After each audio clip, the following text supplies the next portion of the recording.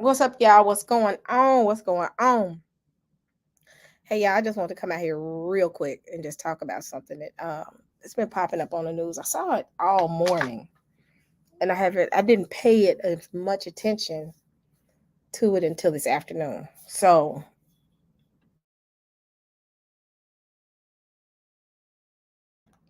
it's interesting enough.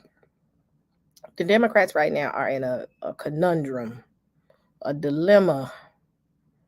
They're having problems right now. The House is divided right now. They're in a position where they want certain Democrats want to see Biden step down. And I'm trying to find it because I saw it this morning and I'm a little mad. Let me see.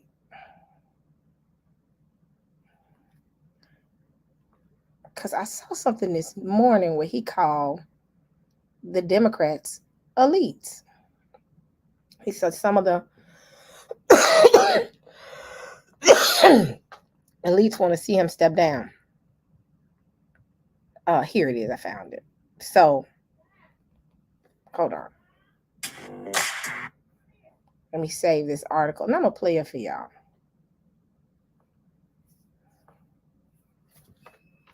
He fighting. So I'm play a couple of videos. So before I do that, let me do this first.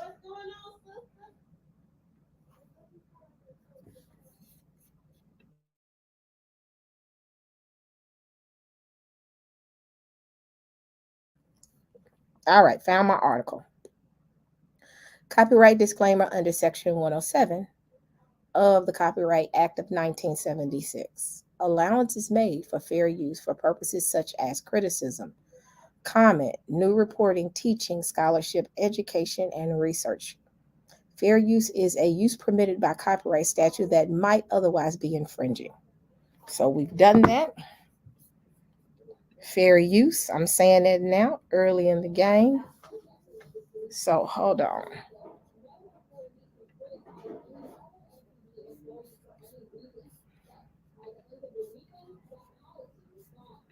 All right, let's get it cracking. Let's get it started. Now we can get started. We can start with the first one. So let me see. Let me go straight to it. And I'm going to play the video for y'all. Fair use. Fair use. So it should be in my watch. I'll see my watch later list. Here it is. Here it is. So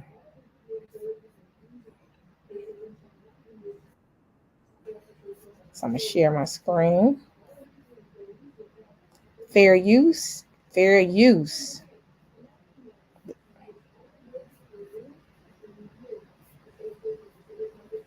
Growing calls to call it quits, President Biden. So in the face of growing calls to call it quits, President Biden says he's not going anywhere and his campaign for a second term will continue. In a letter to Democrats just this morning, the president says, I am firmly committed to staying in this race, to running this race to the end and to beating Donald Trump. Biden is under tremendous pressure now since his disastrous debate performance 2 weeks ago, a performance that the president chalks up to just being a bad night. Biden doubling down on his doubters on Morning Joe. They're big names, but I don't care what those big names think. They're wrong in 2020. They're wrong in 2022 about the red wave. They're wrong in 2024. And come out with me. Watch people react. You make a judgment. So the latest 538 national polling average still showing Biden trailing former President Donald Trump by a smidge. Chief Washington correspondent John Karl, senior White House correspondent Selena Wang, and also senior reporter Catherine Falders all join me from Capitol Hill. So, John, are any of Biden's interviews doing anything to stop Democrats from asking him to step down? Well, does Meathead count? Rob Reiner played Meathead, of course, in the All in the Family. He was one of those Democratic donors who had said that Biden should step aside after the debate.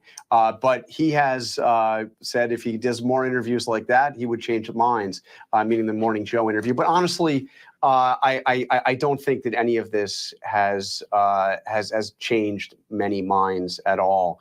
Biden's fate, I think, depends very much on what happens over the course of the next week. I think he has a little bit of breathing room right now because you have the leaders of our NATO allies are in Washington this week for meetings with the president. It's a very big week in terms of his job, his current job as president of the United States. 10-4. And to undermine your party's president when he's got critical national security meetings in Washington would be quite extraordinary. He has scheduled a press conference, as you know, Kira, for Thursday late afternoon, 5:30 p.m. I suspect that will be a I'm stopping it right here. So very interesting enough. Now, they needed Biden, I'm being country, I'm saying Biden, back in 2020. And I think at first Biden wasn't finna run. He was like, I'm good. But he went on and ran. And now with all the things that has transpired, everybody jumping ship. And it shows the division in the House. It's one thing to have a conversation behind closed doors and the world doesn't know.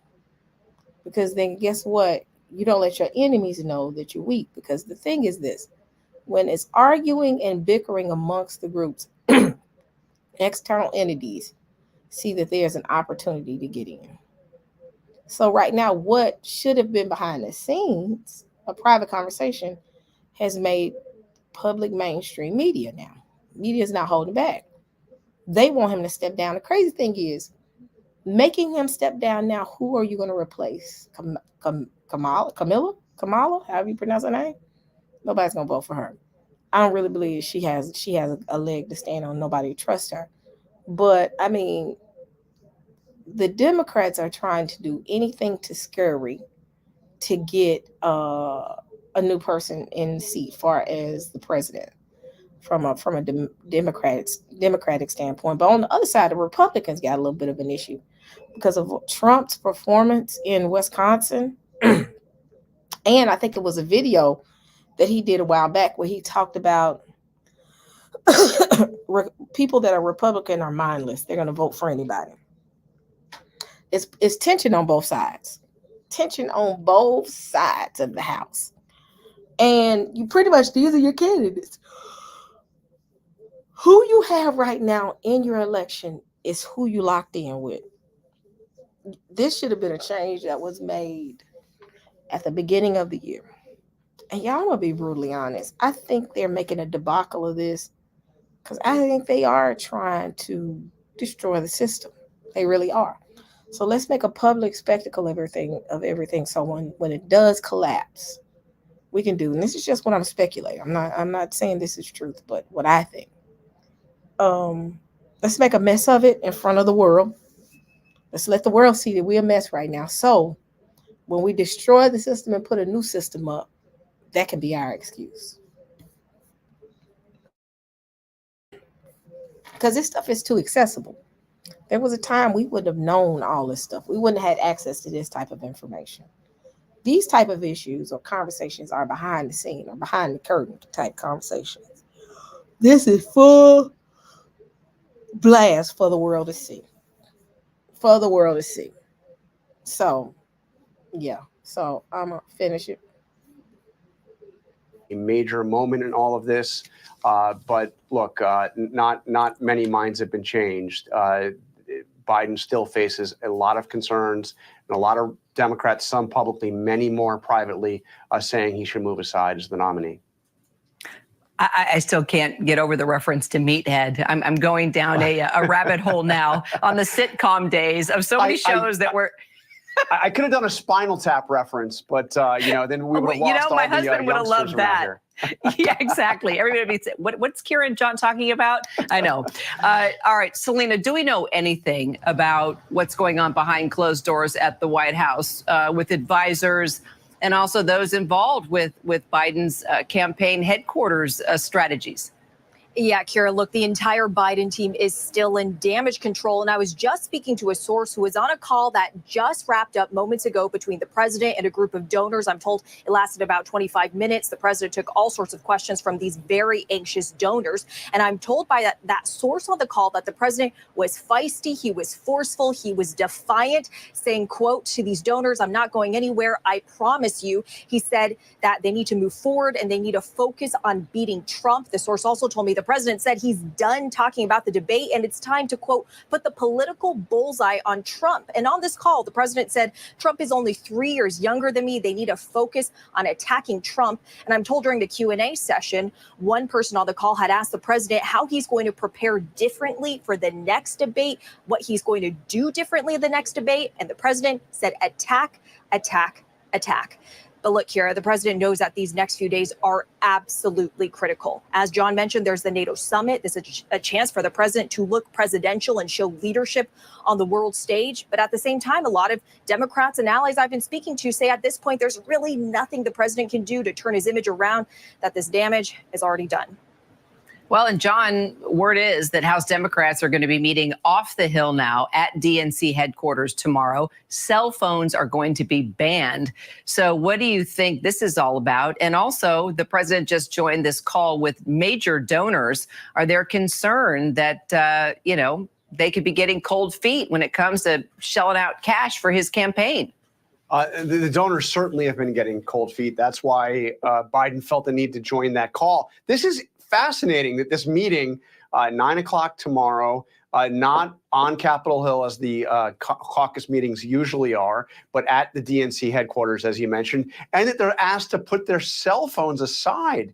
I don't know if Catherine Falders is on. She may correct me, but I can't recall a full, outside of like a national security meetings, like in the secure rooms, but a meeting of the entire party conference where they are told not to bring their cell phones. That's an extraordinary step. I think that'll be a very important meeting. As you know, Hakeem Jeffries had a meeting with the leaders of the Democratic leaders on the committees in the House yesterday.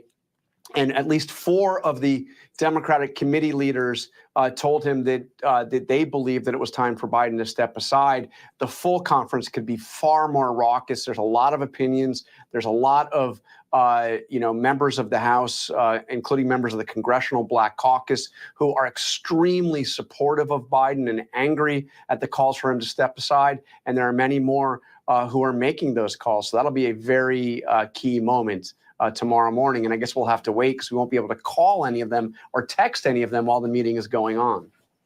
So, Catherine, what are lawmakers up on the Hill saying? And what could be the various options here as this cry for Biden to drop out continues? Right. I was going to say, to John's point, the reporting out of that meeting would be quite hard. I've heard of Republicans doing that when the former Speaker, Kevin McCarthy, was getting irritated about news leaking out. But this is definitely a change for them. So, look, in terms of options, it's surely something that's going to be discussed in the coming days. We know Mondays are kind of difficult up here on Capitol Hill because the House and the Senate come in later in the day. So it's basically status quo in terms of what we heard from top Democrats on the House side. We know that Senator Mark Warner was trying to convene that group of senators to sign this letter to Biden asking him to step down. On the Senate side, we know that tomorrow senators will meet behind closed doors. This will be their regularly scheduled caucus meeting, but obviously this will be discussed during that meeting. And I'm sure that Senate Democrats will have a lot to say after it. So tomorrow is probably a really big day for Democrats up here, and lots of news will be ultimately coming out of those 2 meetings. Look, the Biden campaign, the last thing I'll say is the Biden campaign has acknowledged, at least through an advisor, that they believe that there will be more Democrats coming out on the record asking him to step down. But this advisor said, look, this is simple math, that Biden will still have the support of most of the caucus. Let's see how that holds into this week, Kira. All right, John, Selena, Catherine, thank you all so much.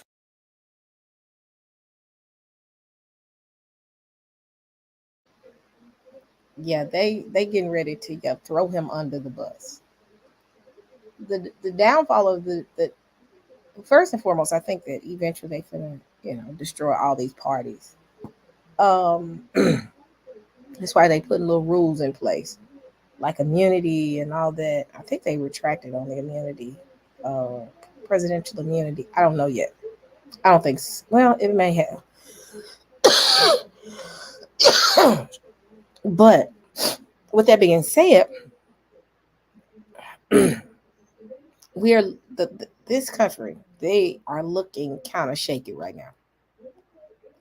Keep in mind, we got in the wing the Republican Party doing their thing. And then, not to mention, you got a whole new group, not group, this group is a fairly old group that's now getting traction, which is a lot of the Christian nationalists with their agendas. There's so much infighting up here.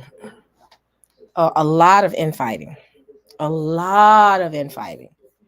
That we just sitting, we watching. We are definitely watching. So,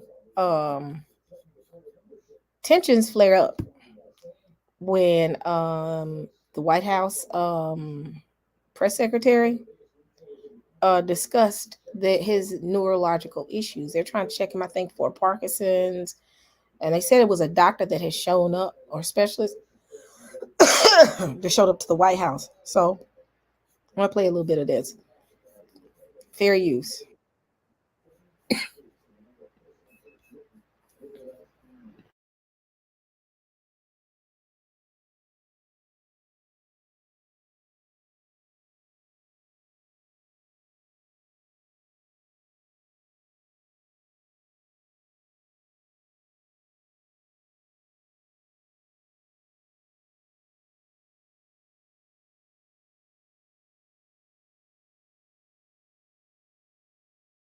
State like very clearly yes. Could you state like very clearly yes or no? Was that expert here to participate in anything surrounding the care of the President of the United States? So let me just say a couple of things. We have had a comprehensive, and I just want to take another step back, comprehensive physical examination. The president has had that. We've given a comprehensive report. We've shared that the past 3 years. Every year that he has had this exam, he sees a neurologist. And just to give you a quote from that, from the report most recently in February, an extremely detailed neurological exam was again reassuring in that there were no findings which would be consistent with any cerebellar or other central neurological disorders such as a stroke, multiple sclerosis, Parkinson's, or ascending lateral sclerosis, end quote. So that came directly from in February in that comprehensive report that was provided by the president's doctor to me that I share with all of you. So anyone who is watching can certainly go to our website. Question, which was this expert's visits, was multiple visits to the White House pertaining at all to the president? Well, here's the thing. I've said he has had three. He has had three physicals. In those 3 physicals, that's when he has seen a specialist, a neurological specialist. I have to be super mindful here, and this is why, and I'll explain this to you in a second. There are thousands of military personnel who come onto this White House.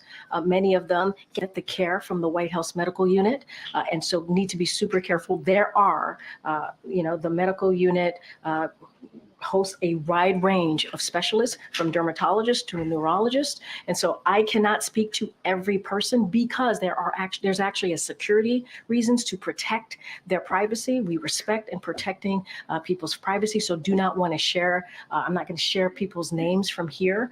But the president, I can tell you, has seen a neurologist 3 times as it's connected to a physical that he gets every year that we provide to all of you. That's a very basic, direct question. Wait. Hold on. Wait a second.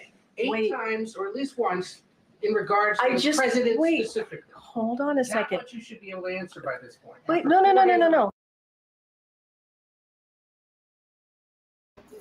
She is on the hot seat. And they not letting it go. I mean, the cat is out the bag. The press wants to know, why was a neurologist coming on site? And the press is not letting go. And it's going to turn into chaos. Just watch. Reporting about it. No, wait a minute. Ed, please, a little respect here, please. So every year around the president's physical examination, he sees a neurologist. That's 3 times, right? So I am telling you that he has seen a neurologist 3 times while he has been in this presidency. That's what I'm saying. I am telling you that he has seen them 3 times. That is what I'm sharing with you, right? So every time he has a physical, he has had to see a neurologist. So that is answering that question. No, it's not. No, it is. It is. You're Dr. asking me. Kevin Kennard, come to the White House. But I also said to you, Ed, I also said to you, for security reasons, we cannot share names.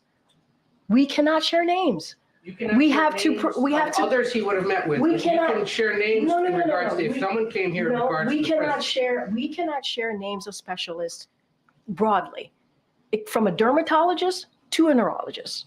We cannot share names. There are security reasons. We have to protect.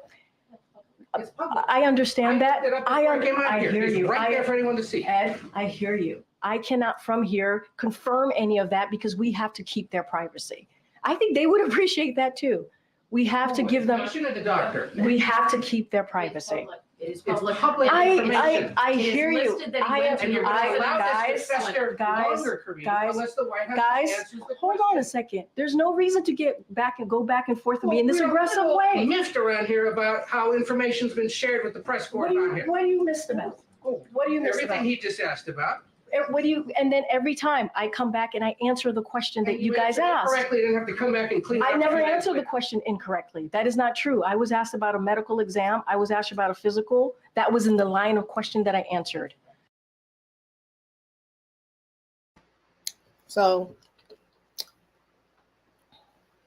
they're not giving. They're not giving you. And the press are trained to be like that. They aggressive. They are pretty much buttholes. That's the role of some people dealing in the press. You got to ask those questions and interrogate it. And they're interrogating her, and she's not able to handle it. Because what they want to know is, because it sounds like they want to know who the doctor is. She's not going to disclose that for whatever reason. But also she's trying to explain that, they may have been up there to see other people. But yeah, they not letting up either. So continuing on. And I said, no, he did not have a medical exam. And I still stand by that. Matter of fact, the president still stands by that. He had a verbal check-in. That is something that the president has a couple times a week. Now in regards to Dr. Kevin Kennard. And I am telling you right now that I am not confirming names from here. It is a security reasons. I am not going to do that, Ed. It doesn't matter how hard you push me. It doesn't matter how angry you get with me. I'm not going to confirm a name. It doesn't matter if it's even in the log. I am not going to do that from here. That is not something I am going to do. What I can share with you is that the president has seen a neurologist for his physical 3 times. 3 times. And it is in the reporting that we share a comprehensive reporting. Matter of fact, it's more than what the last guy shared, and it is in line with what George W. Bush did. It's in line with what Obama did. And so it is comprehensive. It is out there. I just read a quote from it, but I am not going to devolve somebody's name or confirm someone. I'm not going to do that. That is privacy for that person. I'm not going to do that. It doesn't matter how hard you push me. It doesn't matter how angry you get with me from here. I'm just not going to do that. It is inappropriate. It is not acceptable. So I'm not going to do it. Not about the name. Go ahead. If you cannot confirm the name, can you confirm whether or not the president has seen this Parkinson's specialist? And you mentioned 3 times, but the visitor logs show a duration of 8 visits over 8 months. I think that is the crux of the question. But I also said there are thousands of military personnel that come to the White House, and they are under the care of the medical unit. They are. So can you confirm that the Parkinson's specialist visits were for the president or not? What I can tell you is that the president has seen a neurologist 3 times, and I read to you what the neurologist has said, and I read to you the last line. I could say it again. no findings which would be consistent with any cerebellar or other central neurological disorders such as stroke, multiple sclerosis, Parkinson's, or ascending lateral sclerosis. That is from February. That is coming from February. That is what the medical unit, the president's doctor shared. And I said to you, it's happened 3 times. Each time there is a physical that occurs and we put out a comprehensive report. That is when he has been able to see a specialist.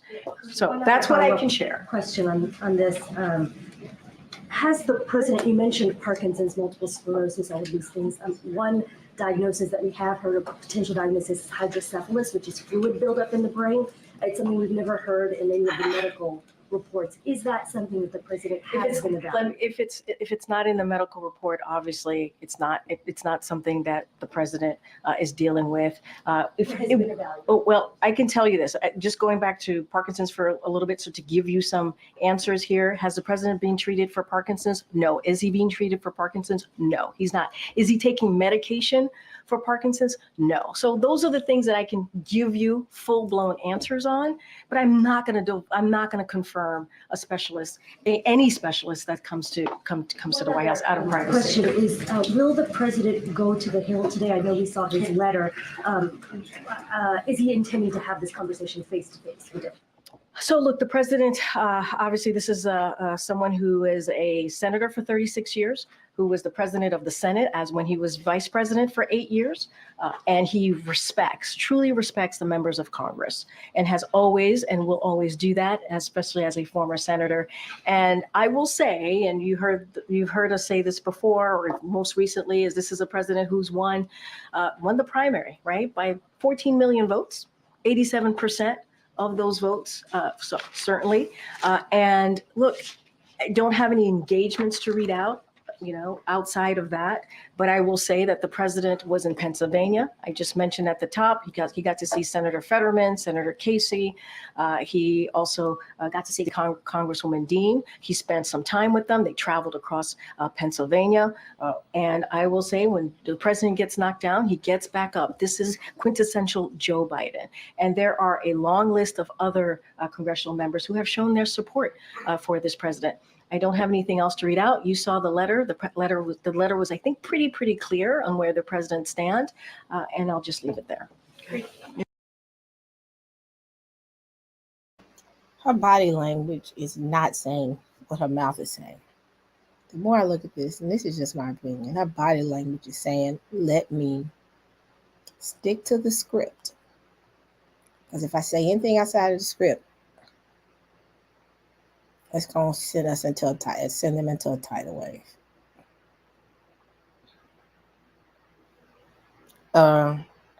That's just, yeah. I'll continue on.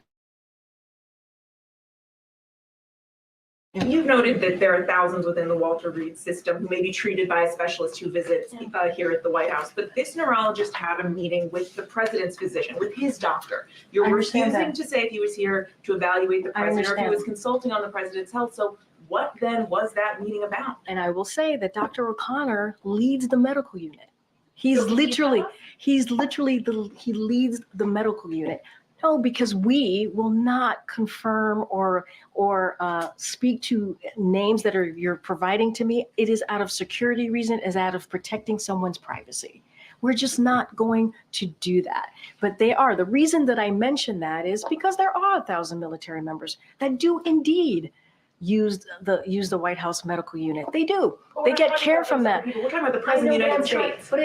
Guys, I'm trying to answer the question so you can connect the dot that there are multiple neurologists that come, not neurologists, specialists that come through here because there are more than 1,000 medical military personnel here. But you certainly could clear this all up just by saying what he was doing here and if it was connected to the president, yes or no? I am not going to confirm a particular neurologist, anybody. It doesn't matter if they're a dermatologist or a neurologist. I'm just not going to do that. I shared with all of you that the president has been with the neurologist 3 times as it relates to his physical, 3 times. So, I'm just not, guys, I'm just not going to do that out of security reasons, out of privacy. It is not something that I'm going to do. A measure of privacy we have to be able to give people from here.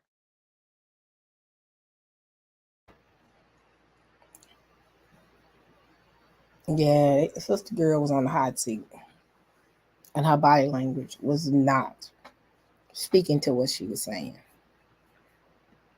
And you can tell. You can sense what's going on right now. The tension is thick. You can cut it with a butter knife right now. That's how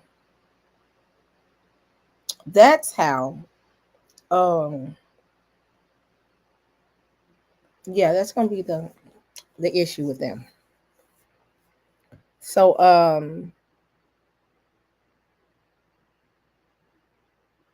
I'm looking at something. But y'all, if the crazy thing is, if he steps down right now and they put somebody in their place, it's going to take some time for that person to get comfortable, understand what's going on, make sure that they still follow through on whatever plans they've created, and make sure that they're aware. I'm gonna be brutally honest.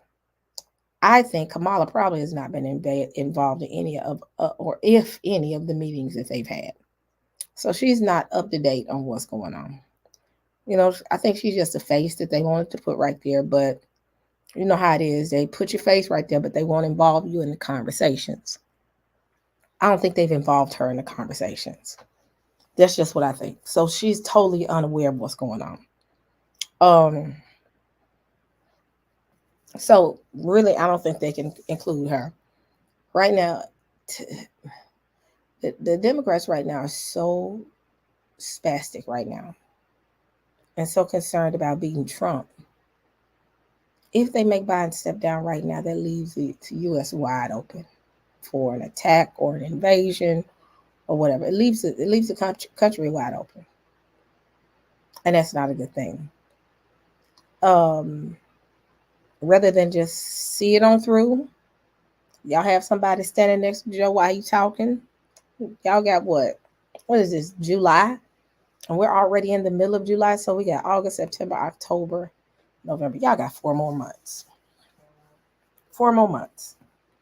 But I know what they want to do. They want somebody to start running, because they don't want him to run. That's the biggest thing. So they want him to step down from the race altogether. But yeah, this is interesting. So let me see. Come on. Hurry. So I found a video that says, what would happen if President Biden drops out of the race? That's what they're gonna do. That's what's gonna happen. So I don't think they want him to step down from his role. Let me correct myself. I think it's more so stepping down from the race. So I apologize. I didn't mean that. So let's see.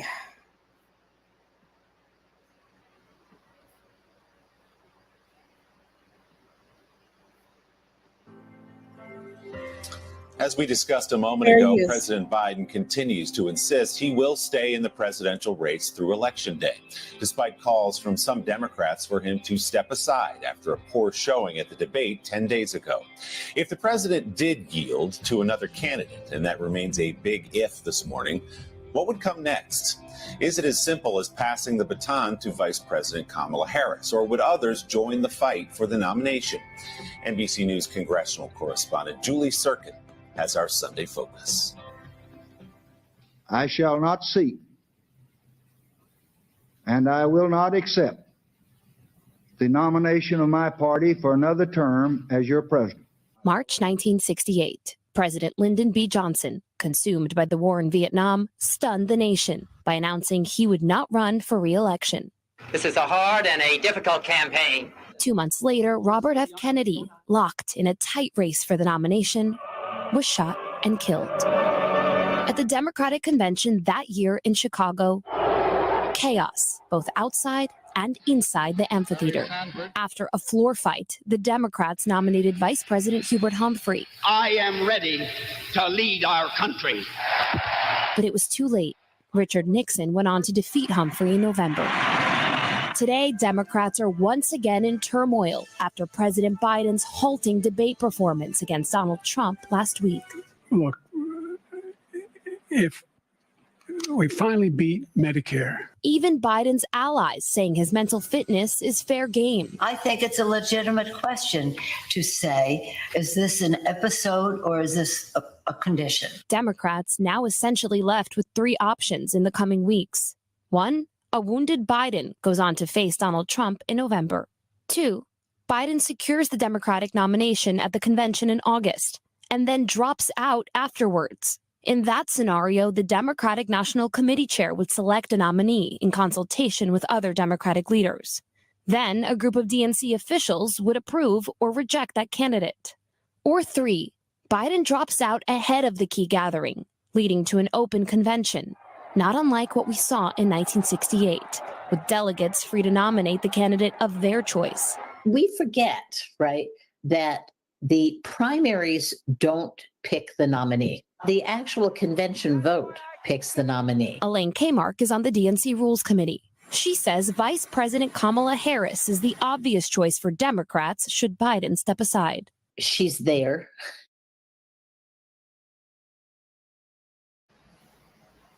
Man, y'all, ain't this something to see right now? Ain't this something to see? Man. It's something to see right now. That's all I got to say. To see that we're in the middle of a position that could take us back to the situation with, was it Lyndon Johnson, Kennedy, and then Humphreys, because I remember the story about him.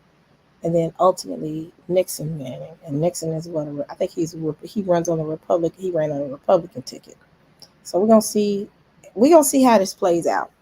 Like I said, either Biden continues on or he steps down. But I think the timing of that stepping down is what's important. The timing is what's going to be important. So, okay. She's been vetted. People know about her. There's going to be no big secrets or surprises. But there are other potential contenders, such as California Governor Gavin Newsom, Illinois Governor J.B. Pritzker, and Michigan Governor Gretchen Whitmer. But it would be a tough road financially. You can't just MacGyver a campaign treasury together. There'd be a huge, an almost unthinkable fundraising obstacle. And of course, they would actually have to be liked. A political minefield for President Biden and the Democrats. We don't yet know if this debate performance was fatally damaging to Joe Biden's chances, or it's just a little bit damaging. As he makes the decision of a lifetime. Should he stay or should he go? And Julie joins me now live. Julie, good morning. All of this, of course, hypothetical for the moment with President Biden and his team, again, insisting he will stay in the race. But to what extent is the party preparing to go through one of the processes you just laid out? Willie, a key question. Good morning. Look, it is increasingly clear from the conversations that I have had with Democratic lawmakers that there is widespread concern and even panic. These are, for the most part, supporters of President Biden's. Remember, these are people who have endorsed him. They want his legacy to reflect his decades of public service. And they are worried that should Biden stay in this race, he will lose to Donald Trump and the party as a whole will suffer. As you heard from Allie and Kristen, top Democrats will meet today. A source described the Sunday session unlike any ordinary meeting. So Biden's future as the leader of the party will likely be called into question. To some extent, this has happened before, but this isn't 1968. The primary elections are well in the past, and at this point, the only person who decides whether Biden stays or goes is Mr. Biden himself. I'm told until then, the list of Democrats publicly calling on him to exit the race is expected to grow beyond the 5 that we have already seen. Willie? And the question is, how does he respond to that? Does he stand firm? We will see in the days ahead. Julie Sirkin, thanks so much for explaining all that. We appreciate it. Hey, thanks. Oh, man, this is going to be interesting. This is gonna be interesting, y'all. The biggest thing I want to see is, heck, I want to see if we even gonna make it to November. I'll be honest. We are in such a debacle right now. Ooh, are we going to make it to November? Because I know these other nations looking at us and saying, man, it's the best time ever. And that's what I'm getting. Because, I mean, it's a lot. It's a lot right now. It's a lot going on when it comes to both parties. Like I said, if Trump don't win, they going to cut up in the middle of the street. I'm going to be honest. I got a feeling these Christian nationalists and these different groups are going to cut up, and it's going to be worse than January 6th, I think, if he doesn't win, if Trump doesn't win. So they got that in the back of their heads. Then you got, if Biden wins, how long is he going to last through his presidency?